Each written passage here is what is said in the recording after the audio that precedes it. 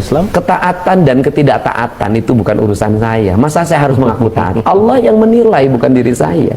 Persoalan Karena hari ini orang pinter itu kurang pekerjaan, orang-orang bodoh banyak pekerjaan. Orang Bapak, ya Allah, yes, ini Bapak Gubernur kita, ya Allah, bentar Pak, Bapak sehat Pak, ya Allah. Assalamualaikum warahmatullahi wabarakatuh, Bapak Ibu. Tadi sampai sehisteris itu ya ketika bertemu dengan Kang Deddy Mulyadi. Oke, Bapak Ibu, kita akan mendengarkan pidato Kang Deddy Mulyadi mengaji ya. Semua terpukau dengan apa yang diucapkan oleh Kang Deddy Mulyadi. Mending lebih baik jadi orang bodoh tapi banyak kerjaan daripada jadi orang pintar tapi diam terus nyusahin orang. Ini gila sih, tingkat ya wawasannya begitu luas teman-teman. Saya rasa Young Rara Prabowo, Ustadz Adi Hidayat pasti terkejut dengan pidato Kang Deddy Mulyadi ngaji ini. Identikkan diri Anda sebagai muslim yang taat karena Anda beragama Islam. ketaatan dan ketidaktaatan itu bukan urusan saya. Masa saya harus mengaku taat? Allah yang menilai, bukan diri saya. Persoalan ketaatan manusia, keimanan manusia, dan ketakwaan manusia hanya Allah yang bisa memahami, yang mengetahuinya. Sedangkan kita ini dinilai oleh manusia lain tuh pada sisi amal soleh. Mungkin kalau saya memimpin ini banyak ngurusin orang-orang miskin, ngurusin anak-anak yatim, bangunin rumah orang-orang miskin, ngurusin orang yang sakit, dijemput ke rumahnya pakai ambulan, dianterin ke rumah sakit, dianterin lagi ke rumahnya, membuka seluruh ruang kelas di rumah sakit, di 11 rumah sakit. Kalau kelas 3 penuh, Anda masuk ke kelas 2. Kalau kelas 2 penuh, masuk ke kelas 1. Biarkan pemerintah bertanggung jawab. Membayar klaim operasi jantung masyarakat sampai 400 juta satu orang. Ngurus kemoterapi, ngurusin orang-orang yang mengalami gangguan kesehatan, sampai saya kasih 1,5 juta sampai 2 juta yang menyerahkan jangan dipasung. Bagi saya itu jauh lebih bermakna dalam hidup ini dibanding kita berkutat, berdebat, kemudian mengklaim diri kita menjadi orang saleh tapi tidak bisa mengelola anggaran dengan baik yang berpihak bagi kepentingan publik. Menidentikan karena hari ini orang pinter itu kurang pekerjaan, orang-orang bodoh banyak pekerjaan. Orang-orang dianggap bodoh, pekerjaannya banyak, dianggap bodoh padahal mereka pinter. Apa itu? Nyapu tiap hari, macul tiap hari, mulung sampah tiap hari, manjat pohon kelapa tiap hari, bersihin sawah tiap hari, ke sungai tiap hari, ke laut tiap hari. Orang-orang yang dianggap bodoh itu produktif.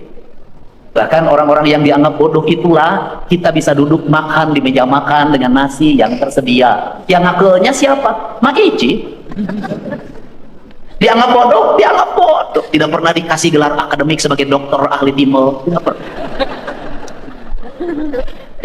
Kemudian kita makan dengan sambal, dengan metodologi Samara Pawon. Nanti kalau Pak Ustadz Adi Hidayat itu sebuah nilai kalau dalam Quran itu, kami kemudian menjadi aku. Kaminya apa? Ayah uyah, ayah tarasi, ayah tomat, ayah bawang. Dihijikan eta teh kan masing-masing kan banyak kami. Dihijikan menjadi aku, naon lada geus aku. Nah, hasil karya siapa? Ceiro. Rumah makan yang berjejer di mana-mana menjadi tempat berkunjung banyak orang, yang itu menjadi ikonik. Pemerintah Kota Bandung yang melahirkan 10% pajak hotel dan restoran itu oleh siapa? Oleh mereka itu yang bekerja dengan apa? Dengan pikiran akademik? Tidak. Mereka bekerja dengan apa? Dengan rasa dan dengan cinta serta keikhlasan. Bekerja dengan rasa, dengan cinta, dengan keikhlasan itu nyaris tidak pernah ribut karya cipta, hak cipta. Tidak pernah. Saya sampai hari ini tidak pernah ada dengar ada rumah makan digugat oleh siapa? Oleh pemilik hak sambal beledag. Tidak pernah digugat oleh pemilik hak sambal apa? Sambal tarasi, sambal oncom. Tidak pernah. Dia melepaskan diri itu sebagai karya yang dimiliki oleh semua orang. Karena apa? Karena pengetahuan diciptakan bukan untuk memperkaya diri. Nanti Pak Adi Hidayat menjelaskan. Pengetahuan diciptakan dan tercipta untuk kemanusiaan, untuk keadilan, dan untuk kemakmuran. Ketika pengetahuan dikapitalisasi menjadi hak cipta, maka lahirlah kapitalisme. Maka ketika ada kapitalisme, maka lahirlah hegemoni. Ketika ada hegemoni, maka lahirlah perang. Seluruh perang itu tercipta karena hegemoni ekonomi. Problematikanya kita akan memulai dari mana? Saya selalu menyampaikan, kita ini jangan menjadi para pemuja pengetahuan. Kalau pengetahuan dipuja, berarti pengetahuan disembah. Kalau pengetahuan disembah, berarti pengetahuan disejajarkan dengan Tuhan. Yang diperlukan oleh kita adalah menjadikan pengetahuan itu di dalamnya ilah. Karena menjadikan pengetahuan di dalamnya ilah, maka ruh dari pengetahuan yang dalam teologi kita sebagai orang Sunda, sebagai orang Indonesia, seluruh pengetahuan itu berangkat dari kebenaran yang relatif menuju kebenaran yang mutlak. Kebenaran mutlak itu apa? Kebenaran mutlak itu adalah tujuan hidup kita. Maka seluruh perdebatan pengetahuan adalah kekayaan, dan seluruh kekayaan itu akan bergerak menuju kemutlakan manakala perdebatan itu didasarkan pada objektivitas, bukan partisipan. Dalam Sang Yang Siksa Kandang yang diajarkan oleh leluhur Sunda, itu mengatakan bahwa civil society itu akan tercipta dengan 3 komponen variabel. Yang pertama adalah Rama, yang kedua adalah Resi, yang ketiga adalah Ratu. Saya tidak bicara Rama, saya tidak akan bicara Ratu, saya akan bicara Resi. Resi itu disebutnya gurat air. Karena dia gurat air, maka dia memiliki watak air. Ke gelas dia masuk, ke komplang dia masuk, ke ember dia masuk. Maka dia masuk pada seluruh lerung dan menyesuaikan diri bentuk tubuhnya dengan ruang yang dia tinggal. Dia memiliki independensi yang tinggi. Karena memiliki independensi yang tinggi, maka dia objektif dalam setiap ucapannya, objektif dalam setiap tindakannya, dan objektif dalam setiap perbuatannya. Apa yang mempengaruhi pendidikan tinggi hari ini adalah, diantaranya adalah politik. Rektor itu ada strukturnya, ada peran Kementerian Dikti seringkali terikat juga oleh politik. Sehingga diperlukan apa? Kita tidak bisa menghindar pada struktur ini. Oh, ini politik. Tetapi ruang-ruang guru besar yang tidak terikat pada jabatan, yang tidak berharap jabatan, harus menjadi ruang yang terbuka, di mana dia berekspresi pada pengetahuan yang terbuka. Karena seluruh ruang itulah, maka saya tidak mau pengetahuan menjadi pujaan. Kenapa? Di birokrasi saya mengalami kegagapan pikiran. Kenapa? Setiap orang ingin memiliki gelar. Saya setuju dengan gelar itu, dan saya pun S3 hari ini. Tetapi tidak boleh kita gelar menjadi tujuan. Kalau gelar menjadi tujuan, maka setiap orang mengejarnya doktornya, bukan esensi dari doktornya, bukan manfaat dari doktornya. Karena setiap orang mengejar doktornya, maka setiap orang bergerak setiap hari untuk menjadi gelar doktor itu, dengan mengabaikan etika, dengan mengabaikan aspek-aspek sosial, dengan mengabaikan aspek-aspek yang lain yang harusnya menjadi independensi dari nilai doktor itu sendiri. Apa yang terjadi di pemerintahan? Lebih banyak sekolahnya dibanding pekerjaan. Karena lebih banyak sekolahnya dibanding pekerjaannya, nyaris bekerjanya tidak sepadan dengan nilai sekolahnya. Sedangkan apa? Sedangkan publik hari ini memerlukan langkah-langkah taktis dan teknis untuk menyelesaikan berbagai problem hal yang sekali setiap hari berubah. Kita tiap hari berdebat tentang metodologi pendidikan, tapi anak-anak kita di pinggir jalan saling bacok antar pelajar, tidak pernah ada yang menyelesaikan. Kita setiap hari berdebat tentang metodologi pendidikan dan jangkauan Indonesia emas. Anak-anak kita hari ini buang sampah pun belum terlatih. Toilet di sekolah pun belum bisa ada yang membenahi. Kaca di ruang kelas kotor pun nyaris tidak peduli. Ini kan problem. Seluruh problem ini harus diselesaikan dengan apa? Rupanya kita hari ini harus segera mengevaluasi gelar terstruktur, harus berimbang dengan perilaku kultur. Gelar terstruktur harus seimbang dengan perilaku kultur. Apa yang menjadi konsen Gubernur Jawa Barat? Yang menjadi konsen Gubernur Jawa Barat adalah, saya ingin mengembalikan kembali titah dasar bahwa UPI mendeklir diri sebagai Bumi Siliwangi. Karena ini sudah mendeklir diri sebagai Bumi Siliwangi, maka orientasi saya adalah mengembalikan peradaban itu dari sisi filosofi dasar, tetapi menuju masa depan dari sisi sosiologi, dan menuju masa depan dari sisi teknokrasi. Berpikir saya tentang Siliwangi bukan mengajak pada abad kerajaan, tidak, Tapi saya mengajak pada bahwa kita bisa membangun masa depan dengan filosofi dasar yang diletakkan oleh leluhur kita, yang menyatakan diri sebagai bumi tempat berpijaknya spirit silih asa, silih asih, silih asu, nulung kanu butuh, nalang kanu susah, nganter kanu sieun, nyaangan kanu poekeun, deudeuhan welasan asihan. Prinsip-prinsip dasar pendidikan yang meletakkan Pancawaluya sebagai basic dasar pembentukan karakter manusia Sunda. Pertanyaannya adalah, kenapa kita selalu bergulat pada filsafat Prancis, pada Yunani, pada Romawi, padahal mereka belum pernah hidup jadi ketua RT di sini? Kenapa? Ternyata kegagapan pengetahuan yang dikembangkan di Indonesia dan di Jawa Barat adalah pengetahuan tidak didasarkan pada narasi pengalaman, tapi lebih didasarkan pada aspek-aspek akademik yang diuji dalam watak-watak akademik, bukan diuji dalam watak teknokrasi. Ini problem. Karena ini yang menjadi problem, maka konsen kita, UPI ini adalah miniatur negara. Kenapa? Dari Pancawaluya ada semua. Kalau bicara UPI harus melahirkan generasi yang cager, sudah ada fakultas kedokteran.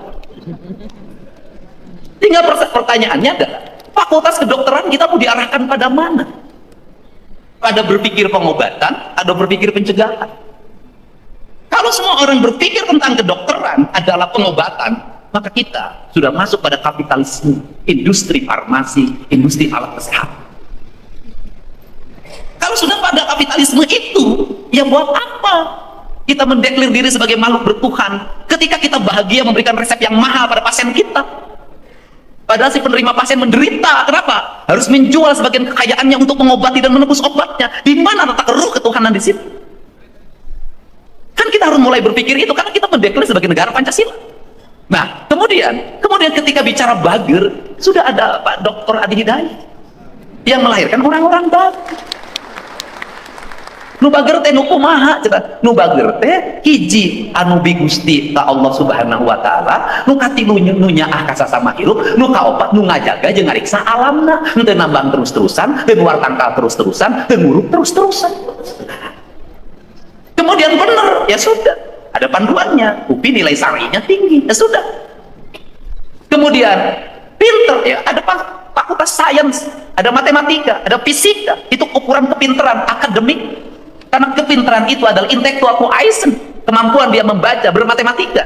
Tetapi pendidikan kita tidak mengajarkan intelektual menjadi emosional, menjadi spiritual. Sehingga ukuran akademik ketika anak naik kelas adalah 4 tambah 4, 8. Bukan pertanyaannya adalah, kamu dibekelin uang berapa dari orang tuanya? 10.000 itu jadi apa? Dibelikan apa? Apa yang dilakukan hari ini? Makanan apa yang dimakan? Makanan apa yang dimakan? Unsurnya apa saja? Lemaknya berapa?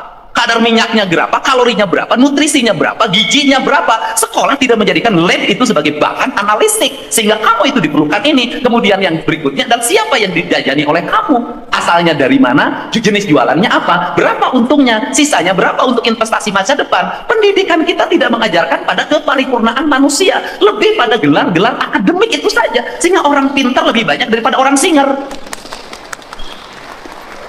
Nah, yang terakhir adalah singer. Siapa singer? Yaitu orang-orang yang bekerja keras. Nah, kalau sudah seperti ini, apa tawaran saya pada UPI yang khusus fakultas pendidikan misalnya? Tawaran saya ada, Bapak mau pilih SD berapa, SMP berapa, SMA berapa, SMA berapa, dan SMK berapa? Yang itu menjadi lab UPI. Saya siap menyiapkan biaya yang cukup. Bila perlu, anak-anak yang kuliah di sini, perbanyaknya ngajar di ruang kelas. Saya gratiskan kuliahnya, saya biaya hidupnya. Yang sayang juga begitu. Karena bagi saya bahwa di Indonesia ini masyarakatnya, mohon maaf, walaupun para dokter memang mengutamakan membaca, tapi kultur orang Indonesia itu bukan di membaca. Kultur orang Sunda bukan di membaca, kultur ya, budayanya, tapi di mendengar dan melihat.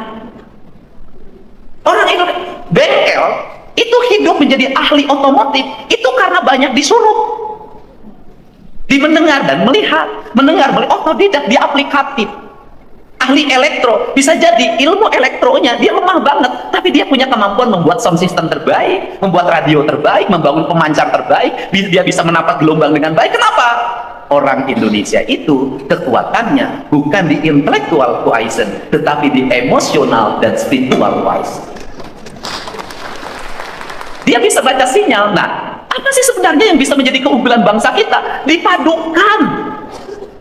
Bagaimana dipadukan? Membangun sintesa pendidikan pesantren itu dimasukkan dalam sistem kurikulum pendidikan di perguruan tinggi. Apa? Di pesantren diajarin tirakat, diajarin Senin Kemis, diajarin bangun malam, diajarin hormat pada guru, diajarin menggunakan rasa sebagai bentuk presik menangkap seluruh gelombang itu. Bukankah aspek fisika itu adalah aspek gelombang? Gelombang itu kan bisa ditangkap oleh dua aspek yaitu alat yang memiliki kepekaan dalam menangkap sinyal, menangkap gelombang. Bukankah dalam diri manusia juga terpancar gelombang yang dia bisa menangkap seluruh sinyal itu? Alhamdulillah, teman-teman, Bapak Ibu, tadi kita sudah mendengarkan pidato Kang Deddy Mulyadi ngaji. Ya, di situ yang pertama ada wawancara antara Kang Deddy dengan narasumber yang berbicara tentang Kang Deddy, gimana tentang keislaman Anda? Kang Deddy bicara keislaman, ya, ataupun ya, ibadah itu jangan dinilai dari seseorang, tapi seberapa banyak kita berbuat baik untuk orang lain, seberapa banyak kebaikan kita untuk membantu orang lain. Itu poin pentingnya. Jangan mencari ya pujian-pujian dari orang, tapi kita harus bertebar kebaikan demi orang. Ya, yang mana yang dicari bukan pujian, yang dicari bukan ya popularitas atau apa ya teman-teman, tapi ya kebaikan kita untuk orang lain itu udah sampai mana, udah sebanyak apa. Itu poin pentingnya. Gila sih ya, pemikiran Kang Deddy ini. Dan kemudian tadi pun ada orang ibu-ibu ketemu Kang Deddy begitu histeris, ya Allah Bapak Gubernur, itu udah kelihatan banget teman-teman ya, itu nggak dibuat-buat, nggak settingan, itu asli teman-teman ya. Karena ibu itu mungkin ya suka dengan cara kepemimpinan Kang Deddy Mulyadi, cara Kang Deddy dalam menjalankan tugasnya, ya mungkin itu yang membuat banyak orang ya sampai suka dengan sikap perbuatan Kang Deddy Mulyadi ya. Dan bukan itu aja loh, Kang Deddy tadi berpidato bahwa ya orang malas, orang bodoh itu nggak apa-apa dikatain orang bodoh, yang penting punya kerjaan, ya daek sesapu, daek nyuci piring dan yang lainnya, daripada orang pintar, orang yang cuman ya sok pintar gitu ya, nggak mau ngerjain apa-apa ataupun gengsi. Itu sangat disayangkan teman-teman ya. Lebih baik tong gengsian, intinya seperti itu ya teman-teman, jangan gengsi. Oke teman-teman, itu dia ya pidato Kang Deddy Mulyadi yang mana banyak sekali ya yang kita simak, yang kita mungkin bisa diterapin ya untuk contoh-contoh yang baiknya teman-teman. Terima kasih, semoga selalu dimanapun teman-teman berada. Terima kasih.